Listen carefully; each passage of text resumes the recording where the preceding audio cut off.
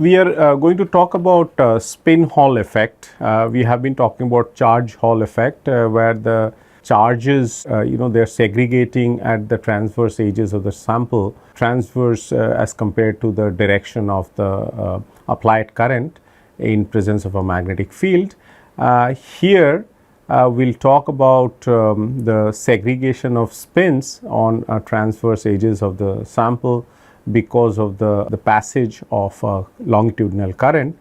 And here there is no requirement of an external field. In fact, the role played by the external field will be played by another player, which is an important player in this context, which is called as a spin orbit coupling. So, we will come to that. So, we start with spin Hall effect.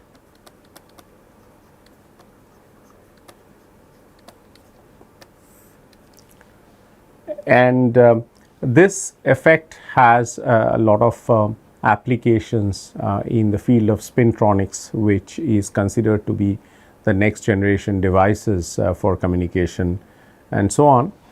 So, before we embark onto the discussion of spin Hall effect, let us just introduce spin, or rather remind the audience about spin.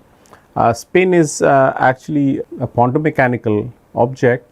It does not have a classical analog. In fact, the closest quantity in classical physics to spin is the magnetic moment that we talk about.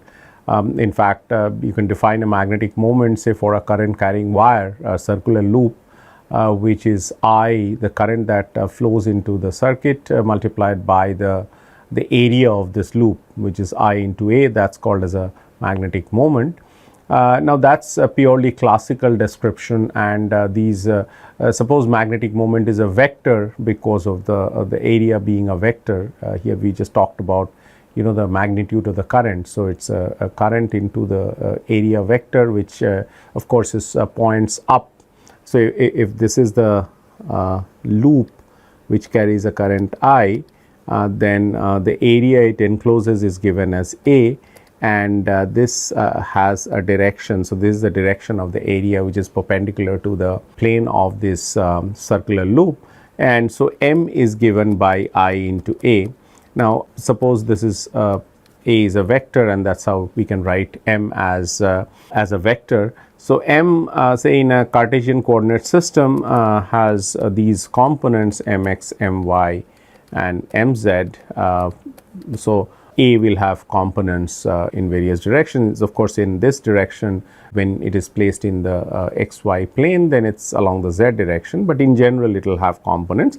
Now, these are just classical vectors with no constraint on these components or the measurement of these components, but we know that spin in quantum mechanics, they follow a commutation relations. The components follow a commutation relations which can be combined into this relation. So, this is the commutation relation of spins.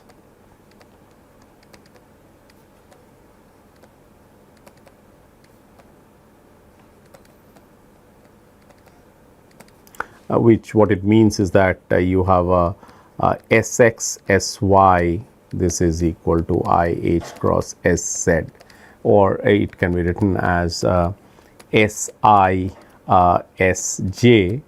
The commutation is I h cross Sk, okay, where I, j, k are x, y and z in a clockwise fashion. So, if you write down I, j and k on the periphery of a circle, then it is only clockwise. If you break the clockwise property, then you would get a minus sign. That is Sj Si commutator is minus I h cross Sk, because you have broken the clockwise notation here. Okay.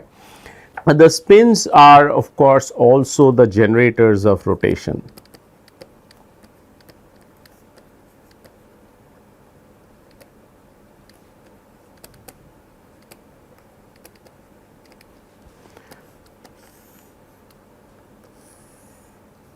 And in fact, the rotation operators can be represented by the spin vectors, and just that in a very similar manner that the rotation, finite rotations about different axes, they do not commute, and this is a direct, directly related to the fact that the components of S do not commute as well, which is what you have just seen here.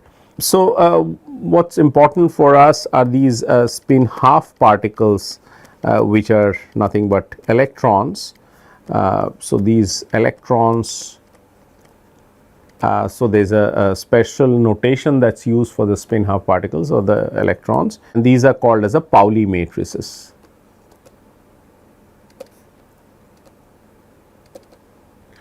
So S is written as H cross by 2 and sigma, and where S is a spin vector and sigma are the Pauli matrices, and these sigma, so these are Pauli matrices, and they have components such as sigma x, sigma y, sigma z, and so on. Okay. So these are the Pauli matrices that one talks about, and they have very interesting properties. So let me enumerate some of the properties of the Pauli matrices.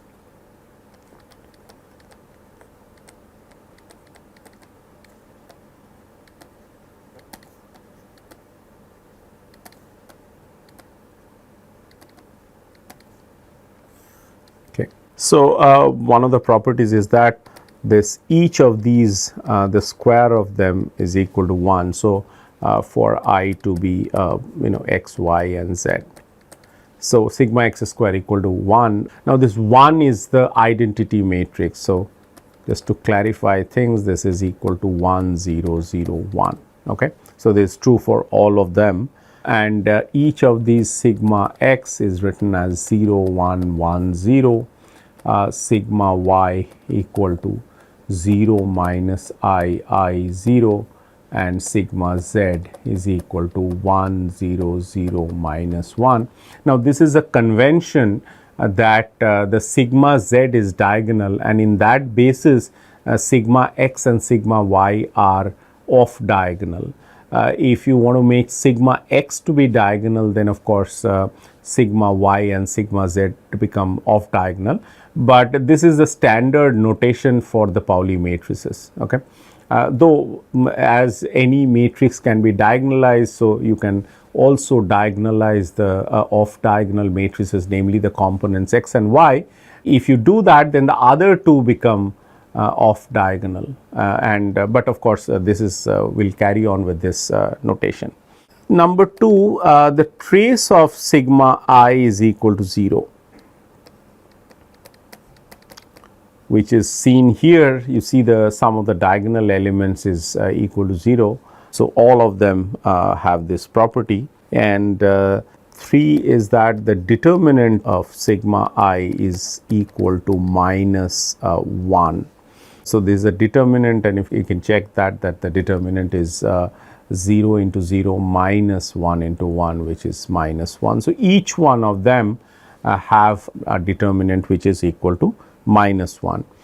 You can also check that the eigenvalues of each one of them are plus and minus 1.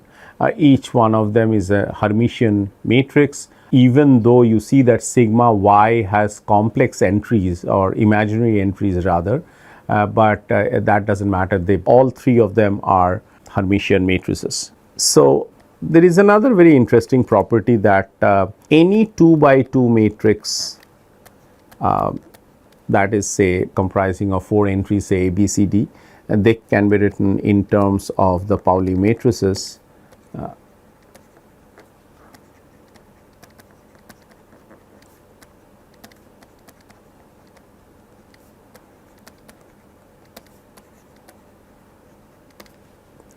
Pauli matrices and sigma 0, which is an identity matrix, or you can call it a 1 that we have written earlier. Okay. So 6 would be very interesting commutation relations and anti-commutation relations as well.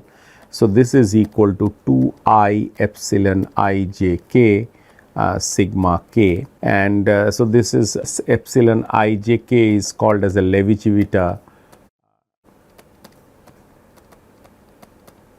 tensor, and it has a property that if I, j, k are cyclic, that is they are in this particular order, that is they are clockwise order, or these I, j, k, then epsilon I, j, k is equal to 1. So if you break it once, so let us say j I k, then it becomes minus 1, and epsilon I k is equal to 0.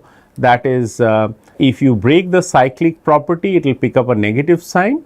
However, if you make them, both of them same, or at least two of them same with the other one to be different, then this is equal to 0. That is the property of this thing. So it can be expanded as sigma x sigma y, this is equal to, so now I have everything, this epsilon I, j, k equal to 1.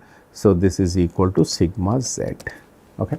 And of course, if you take sigma x commutation, that has to be 0 because it is sigma x square minus sigma x square, and that is coming from any two of the three indices are same. Okay. So another one is the anti-commutation relation, and which is sigma I sigma j, this is equal to 2 delta I j 1. Okay. Now, this is very clear, anti-commutation means that they sort of add up.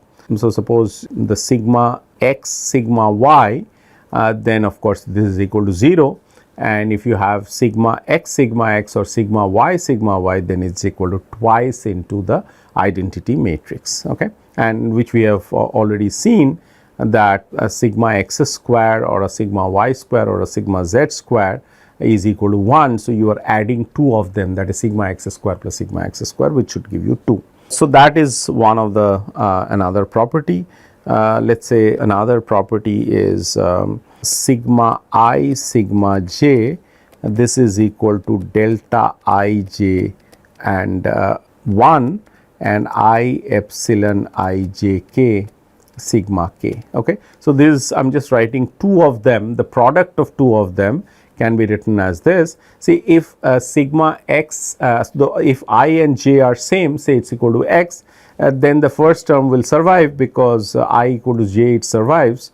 So, that will give you 1, which is all what you know, and if I is not equal to j, that is if sigma I is equal to x and j equal to y, then the first term becomes 0 on the right, and this term, the last term survives, and that is equal to I epsilon I j k will give you a 1 and will give you a z sigma z. So, sigma x sigma y is equal to I sigma z, and that can be proved from 6 and 7. So, if you combine 6 and 7, then you get 8. So, what I mean by that is say suppose 6 is equal to sigma x sigma y minus sigma y sigma x is equal to 2I sigma z, and from 7 one gets a sigma x sigma y plus a sigma y sigma x is equal to 0, because I is not equal to j. If you sum both of them, then this cancels and you get a 2 sigma x sigma y equal to 2I sigma z, and this 2 will cancel and you get a sigma x sigma y equal to I sigma z, is exactly what I said in 8. Okay. And as a last one, in various situations one actually needs to take the exponentiation of the Pauli matrices, that is it is an exponential I theta. Theta is a rotation angle and it is n dot sigma, where n cap is actually a unit vector pointing in any direction. You can take it as a special case to be either along x, y or z, but it does not matter, you can take it in x, y and z directions in any arbitrary direction, and then this is written as a cosine theta 1 plus I n dot sigma sine theta. Okay. So, this is the formula for this, the Pauli matrices are taken to the exponents.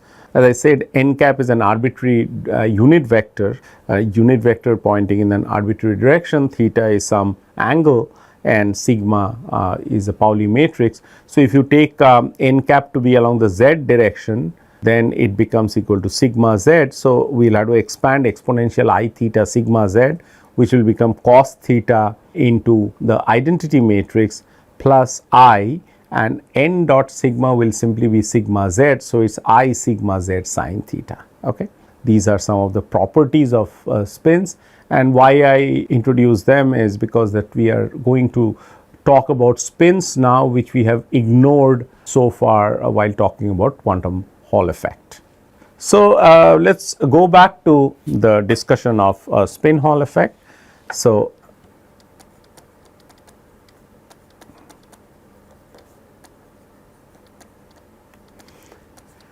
and it is abbreviated usually as SHE. You will see another called as the I-SHE, which is inverse spin Hall effect.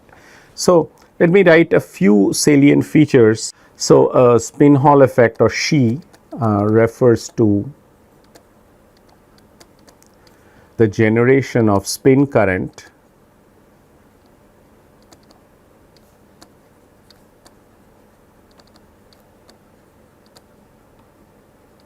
perpendicular to an applied charge current.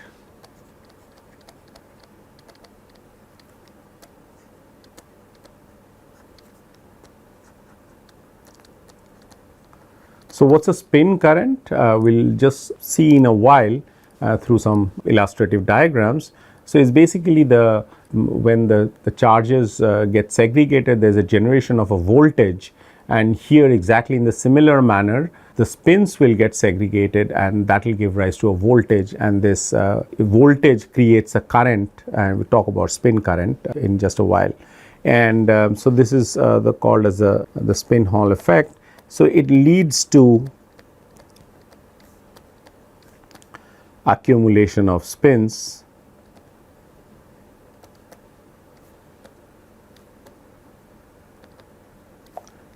of opposite kinds, that is up and down spins at the edges of the sample.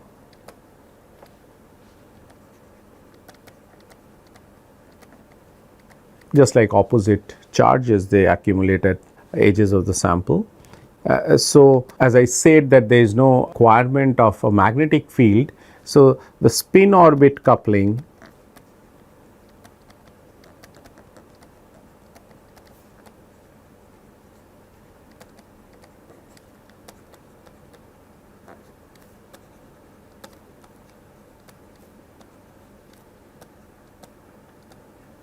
magnetic field and yields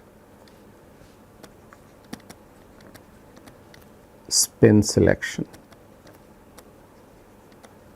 That is how the up and down spins understand that they have to move to the opposite edges of the sample, and that is dictated by spin orbit coupling.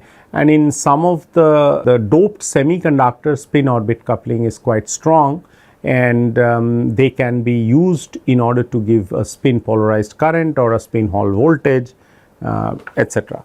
We'll come to that in just a while. And so, let us look at some of the pictures of the Hall effect or the spin Hall effect. So, this is basically a cartoon of the family of Hall effects that are being talked in various forms in this course. So, this is the usual Hall effect in your left, that is the Hall effect. There is a current that has been sent in this direction, the direction is shown here, and there is a magnetic field which is perpendicular to the plane of this sample, and the positive and the negative charges, they separate, giving rise to a Hall voltage.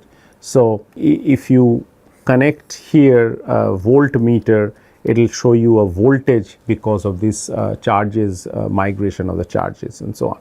Now, if you do the same experiment, but not in presence of external magnetic field, but suppose it is a ferromagnetic sample, which means that it has a magnetic moment by itself. So, magnetic moment is equivalent to an effective field, external magnetic field. Because of this magnetization, the magnetization of the ferromagnetic sample, again there will be the charges will be segregated on the two edges of the sample, or the transverse edges of the sample, giving rise to a voltage and hence a current, and one can see Hall effect. There is no requirement of an external field, but the magnetization of the sample plays the role of the field. And the last one, the one that is on your right, you see that there is a spin selection that takes place, and the down spins, which are shown in red, they come and accumulate in the left edge of the sample, whereas the blue ones, which are the up spins, they accumulate on the right edge of the sample. Okay. So, the Hall effect, we know that the magnetic field produces charge current. The anomalous Hall effect, which we have not discussed, but it basically happens in ferromagnets, or it is observed in ferromagnets. So, it is Hall effect in ferromagnetic material, and spin Hall effect where the current, the charge current, which is Jc, in presence of a spin orbit coupling produces a spin current. Okay. And you also see that this is called the IGNOU, or the inverse spin Hall effect. This is a sample, and then there is a spin polarized current. If you send a spin polarized current, which is shown by Js, that gives rise to the transverse charge current flowing into the sample. Okay. So, that is called IGNOU, or inverse spin Hall effect. Okay. All right. So, these are a very short introduction of the Hall effect. Let us do some calculations in order to understand things better and in a more detailed manner. Let us start with spin orbit coupling, which, as I said, is one of the main ingredients of the spin Hall effect, and such effects will eventually, if the spin orbit coupling is strong, will give rise to spin polarized current, and the spins can then be manipulated to carry information which is otherwise done by the charges. Now, these spins etc., they do not have any Joule heating, they are not scattered by impurities, there will be no loss of information because of dissipative effects coming from various agencies that we see in the electronic devices. So, the spintronic devices will be immune to most of those effects that reduce the performance of the electronic devices or the components. Okay. Now, in order to understand spin orbit coupling in a simple manner, let me sort of give you the example of H atom, the hydrogen atom. Okay, which is one of the things that everybody does in course of quantum mechanics, the first course of quantum mechanics, where you are required to solve the Schrodinger equation in presence of a Coulomb potential, which is 1 over r, attractive Coulomb potential.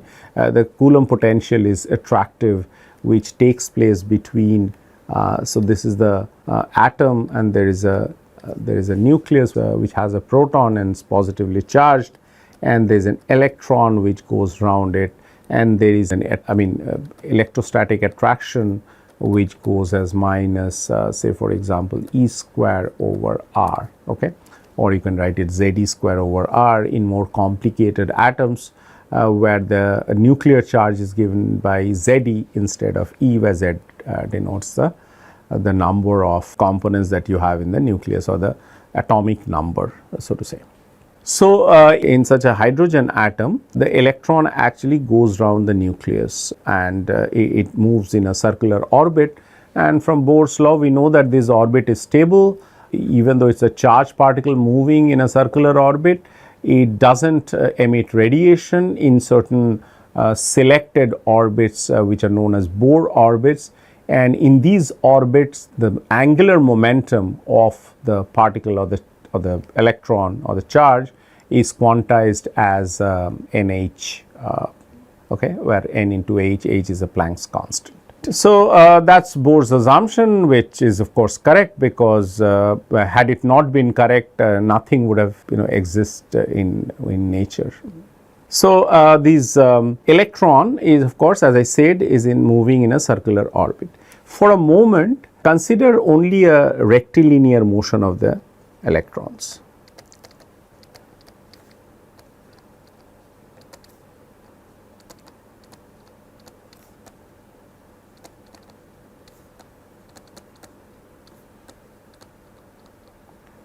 And you might say that if it is moving in a straight line, how would that be corrected for, since it is actually moving in a circular orbit. And it turns out that the correction is trivial, is just a factor of 2, which we'll ignore because the calculation becomes simpler if you take a rectilinear motion. You see what I'm going to do with this, this whole picture. So, in the rest frame of the electron, the proton is moving with a velocity minus v. Suppose the electron is moving with a velocity plus v. So, in electron's rest frame,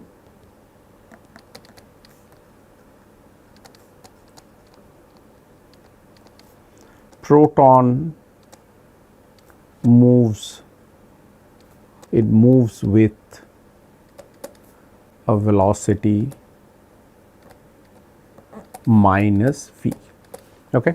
So, this is very clear. So, suppose the electron is in rest, then the proton would be moving with a velocity minus v, and proton of course has a charge plus E being the magnitude of the electronic charge, and so a moving charge produces a magnetic field at a distance, at a certain distance. Now, because of this presence of the charge moving, which constitutes a current, and that will give rise to a magnetic field, the electron will feel that magnetic field because of the motion of the proton. Okay. And this magnetic field can be easily obtained from the Biot-Savart law, which is really given by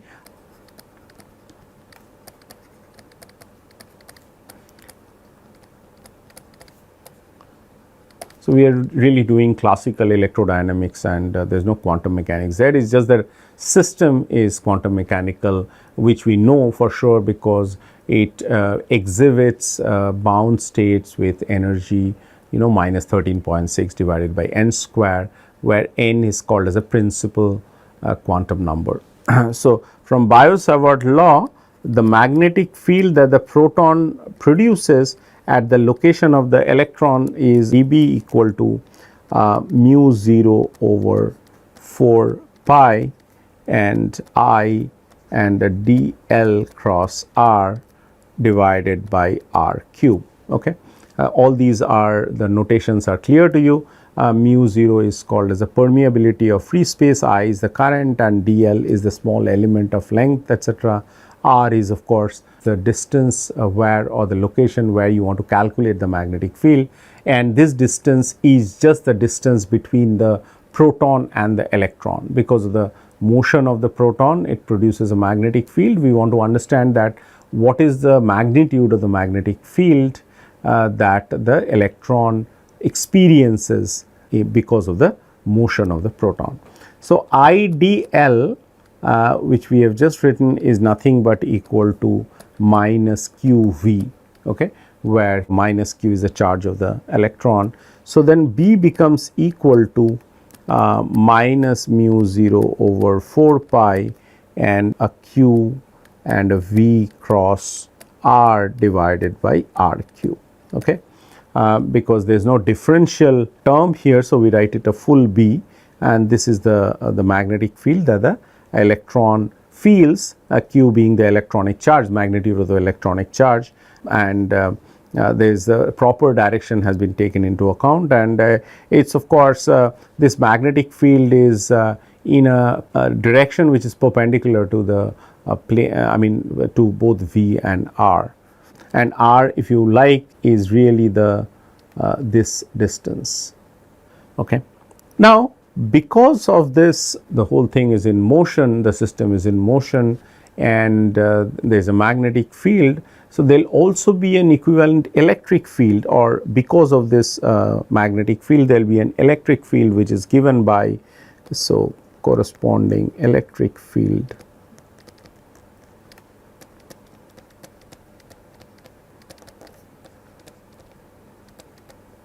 is given by, so E is equal to Q cross R divided by 4 pi epsilon 0 R cube. This is basically the static electrostatic field, which is because of the point charge at a distance r. Q is of course the charge of the nucleus, that is the charge of the proton. Okay. So, you can see that if you compare E and B, you can find that the B is actually equal to minus mu 0 epsilon 0 V cross E. So, this is the standard relationship between the B and E. So, this is equal to minus V cross E, and if you remember that mu 0 epsilon 0 is nothing but equal to C square. Okay. So, this is the form of the magnetic field in terms of the electric field. So, once we get this, so B is equal to minus 1 by C square, and I write V vector, that is a velocity vector, as P over m, and this is equal to, I write this Q square as, or rather Q as ZE, it is R cube into R vector, where we have written Q over 4 pi epsilon 0, that is a standard thing, as ZE, but for hydrogen atom Z is equal to 1. So, you can write Z equal to 1 as well. So, this is the form of the magnetic field. Who feels the magnetic field? The electron feels the magnetic field because of the motion of the proton in the rest frame of the electron. So, if you simplify this, this is equal to minus ZE divided by mc square R cube, and then there is a P cross R, and this is equal to, if you remember, R cross P is equal to L, and that is P cross R equal to minus L. So, this minus sign gets absorbed and one gets a L. Okay. So, this is B gives rise to an angular momentum because of the magnetic field being present, or the magnetic field can be expressed in terms of the angular momentum of the electron. Okay. So, a spin orbit Hamiltonian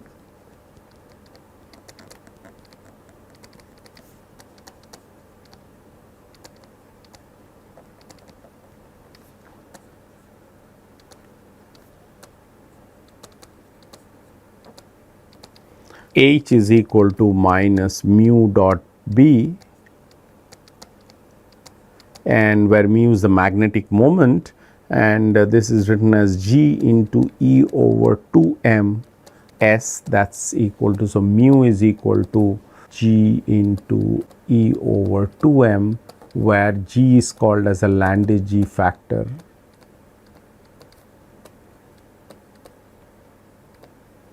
And this has a value which is very close to 2. So, this becomes equal to E over m with a minus sign into S. So, the H becomes equal to, so this is S dot B. So, this is like S dot B, and B we replace it from this equation 1, say for example, and so if you do that, then it becomes minus E by m into Z E divided by m c square R cube, and then there is a L dot S. Okay. And this is equal to, there is a minus sign which I have missed here. So, this minus becomes plus. So, this becomes equal to Z E square divided by m square c square R cube and a L dot S. So, this is called as a spin orbit coupled or spin orbit coupling Hamiltonian. So, that means that the momentum or the orbital angular momentum is locked with the or coupled to the spin angular momentum. So, this is like Lx Sx plus Ly Sy plus Lz Sz, and a direct consequence of such terms in quantum mechanics it says that neither components of L or S commute, hence L and S are not good quantum numbers.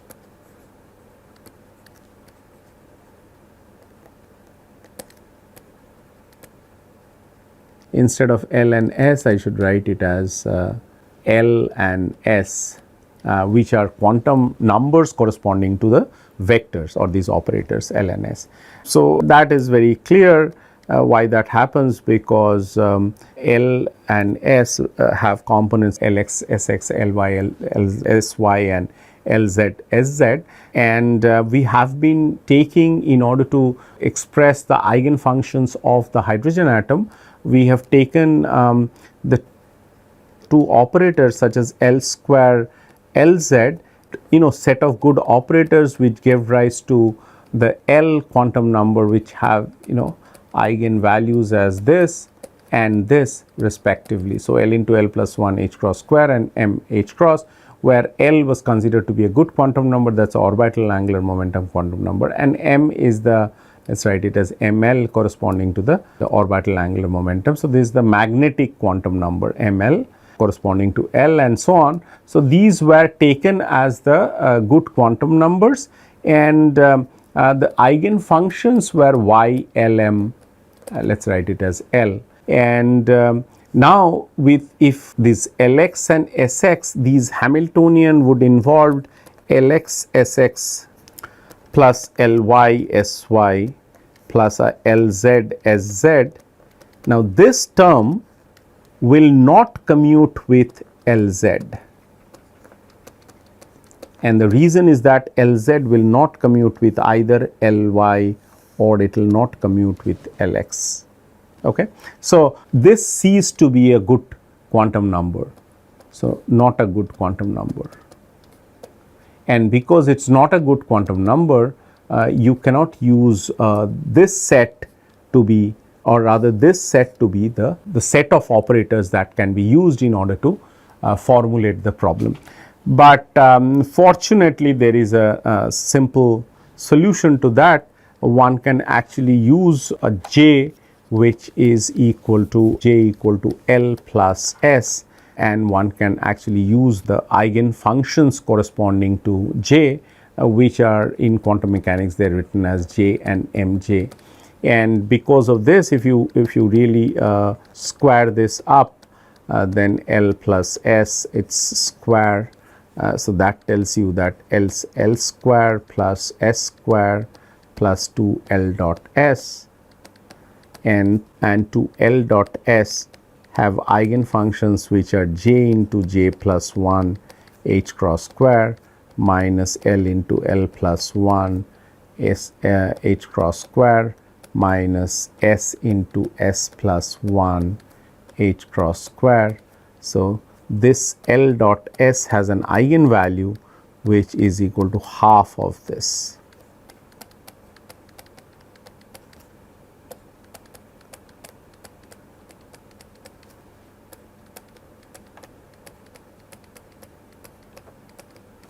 Okay. So, this is known. So, for L equal to say 1 and S equal to half, then your J will become equal to 1, I mean this it is right like half. So, this is L plus S, so this is equal to half and 3 half. So, you can put J equal to 3 half, which will be the excited state, and J equal to half. So, this will be like half into 3 half into 3 half plus 1, half into half plus 1, and so on, and this is of course 1 into 1 plus 1 h cross square and half into half plus 1 h cross square, and you can easily find the eigenvalues of these things. This operator has two possible states. So, in presence of the spin orbit coupling, the states which were earlier degenerate now splits up into these two states, and there is going to be a sort of energy difference between the states. Okay. In plain and simple language, this is the spin orbit coupling. Let us talk about a specific kind of spin orbit coupling that is important for these spintronic devices or the spin Hall effect that we are going to talk about. And these are very specific to low dimensional materials, and since we are talking about two dimensional material, these spin orbit coupling are important. So, these spin orbit coupling are known as the two of them, and we will only talk about one. The other one is not very difficult or very different. So, they are called as the Rashba spin orbit coupling. So, let me write it as SOC. SOC means spin orbit coupling, and also Dresselhaus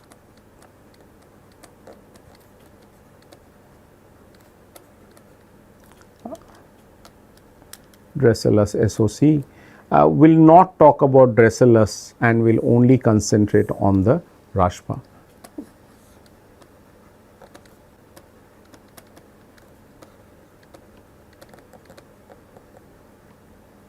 Doesn't mean that it's not important. It is important in certain doped semiconductors, but in the context of two dimensional materials such as graphene, the Rashba spin orbit coupling, even though the magnitude is very small, but it can probably be tuned using an external gate voltage. So, that is why it is important. So, in really in solids, the electrons really do not feel any strong attraction from the nucleus, because it gets screened. But the electrons can still face a field, an electric field or a potential gradient due to the internal effects. And these gradient of the field, when these electrons feel this, I mean gradient of a potential is nothing but a field, electric field, and this the charge of the electron couples to this field and will give rise to observable effects. And these spin orbit coupling can be quite strong in certain materials, particularly in doped semiconductors. Unfortunately, it is very weak, of only a few MeV with small m in graphene, and that is why graphene, even though it had prospects of using it as a spintronic device, it still cannot be used so because of this reason that we have just talked about. But otherwise, in semiconductors such as indium arsenide or indium gallium arsenide, etc., it can be strong. So, let me tell you that what is Rashba spin orbit coupling and so on. Okay. So, we have a two dimensional plane. Okay. So, it is just like graphene is two dimensional.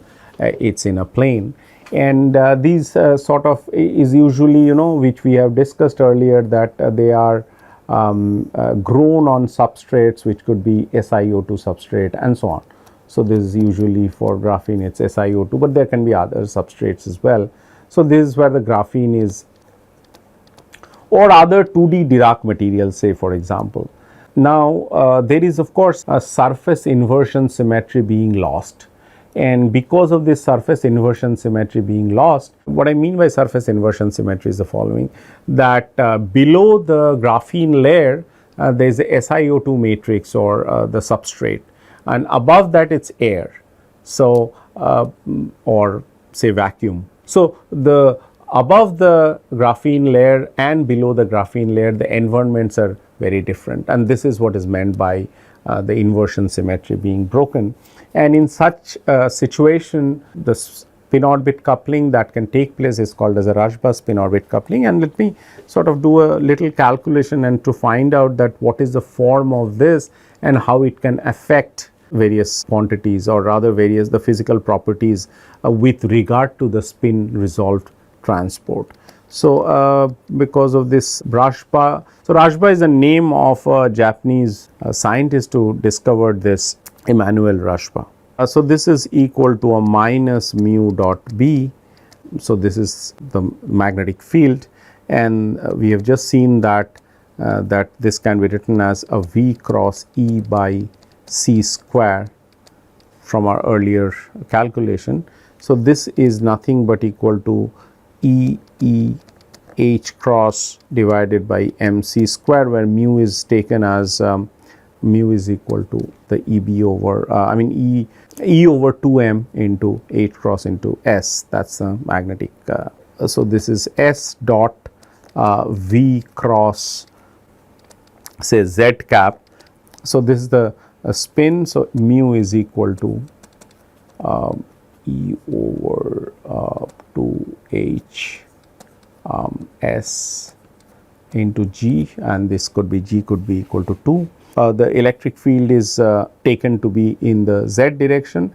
So, we have taken the electric field to be in the Z direction, and then you have a S dot V cross Z, which can be written as H cross square divided by 8 pi square M square C square sigma dot K cross Z cap, where V is equal to written as H cross K over M, and this can be written as some alpha, which is the strength of the coupling, and a Z cap cross K dot sigma. There was a minus sign here, and I have changed the sign in the last step. So, this is the form of the Rashba spin orbit coupling, so this is nothing but it looks like a vector coupling, but it is not, because Z cap cross K will be a vector and then dot it with the Pauli matrices. So, we have used S is equal to H cross by 2 sigma as well. So, that is how it is written in terms of the Pauli matrices. So, this alpha is the strength of the spin orbit coupling.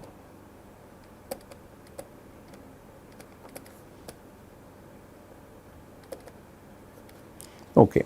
So, this is equal to E H cross square divided by 8 pi square M square C square and into E. Okay. And now you see that it depends upon the electric field, which can be now an external gate voltage can be applied in order to change this, or rather this tune this value of alpha. So, alpha can actually be increased, and several organic electrolytes etc. are being used, or adatoms like on the graphene matrix there are heavy adatoms such as gold etc. They have been used in order to locally create a charge imbalance, which gives rise to a gradient of V, and hence an electric field that will give rise to this coupling. So, this gradient of V is of course in the Z direction, and the symmetry is broken, the inversion symmetry is broken in the Z direction. Okay. So, this can be written in a slightly different form. So, the H is equal to P square over 2m is the kinetic energy. I am just adding that, and now it is P cross sigma dot Z cap. Okay. So, this is the Hamiltonian that we write, this is the Rashba term, and we will write it as RSOC, Rashba spin orbit coupling.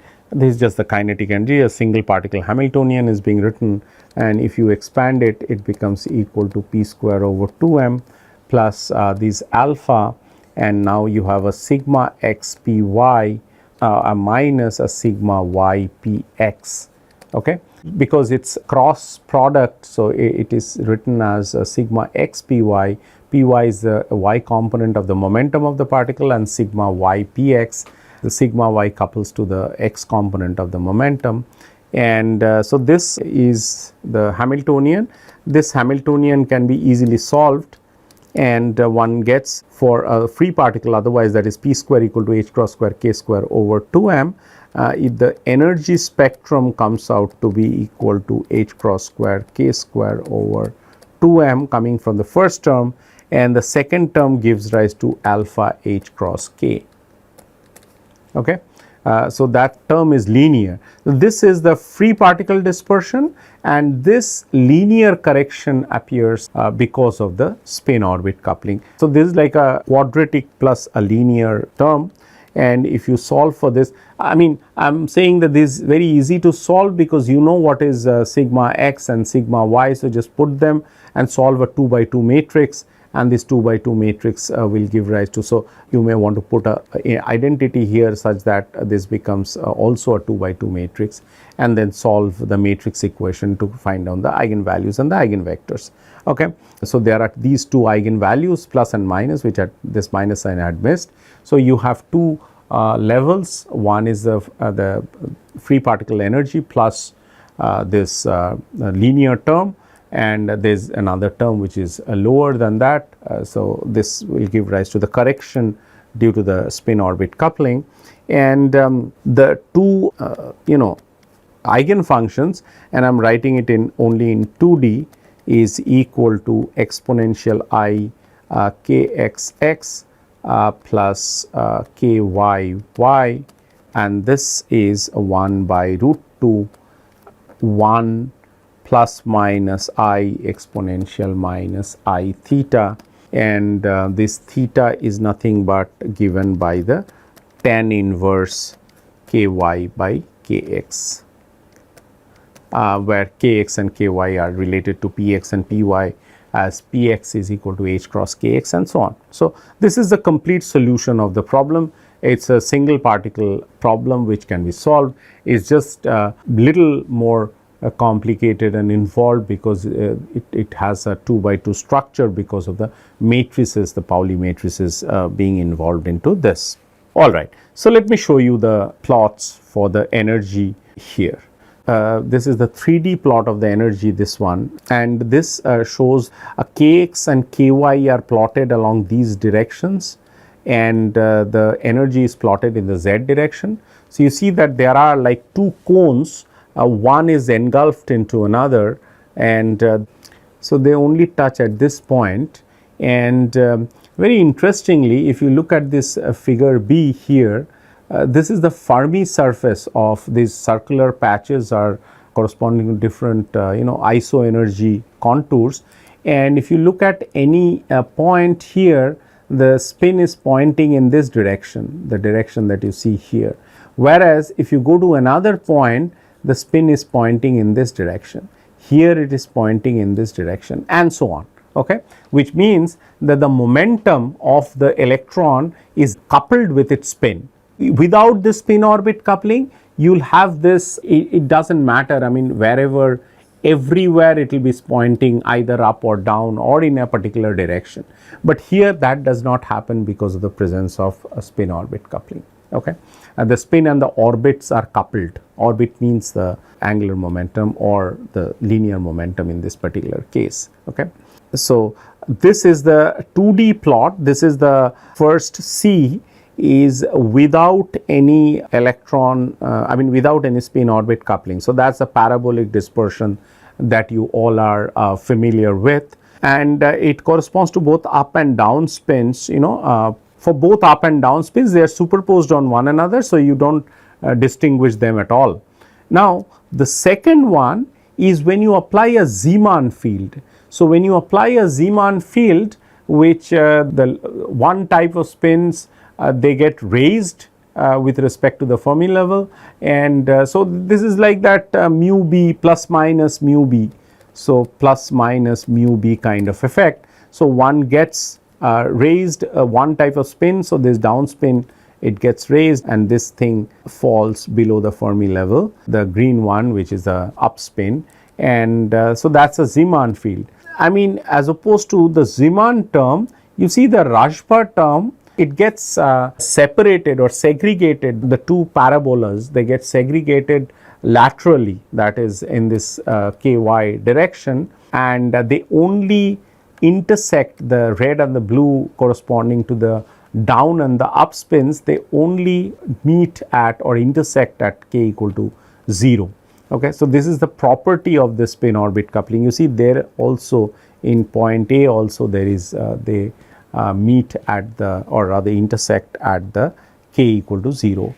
Now just to remind you once more that we have said that for spintronic devices, or to observe spin Hall effect, there is no necessity for the spin orbit, or there is no necessity for an external magnetic field.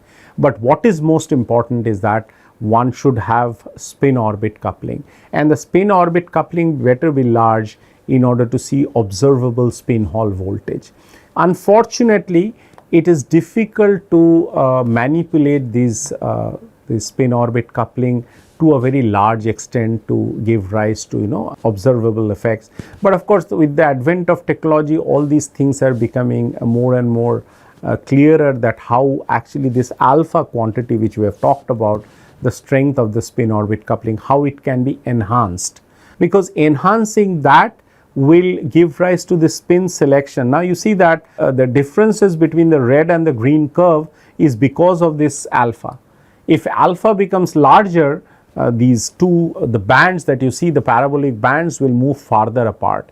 Alpha becomes very large, they move farther apart, and so on. And this will tell you that the strong, if we go back to our plot that we have seen here, so the more efficient spin accumulation at these edges of the sample will take place, and more accumulation takes place at the two transverse edges will give rise to a larger spin Hall voltage, and will eventually give rise to a spin Hall current.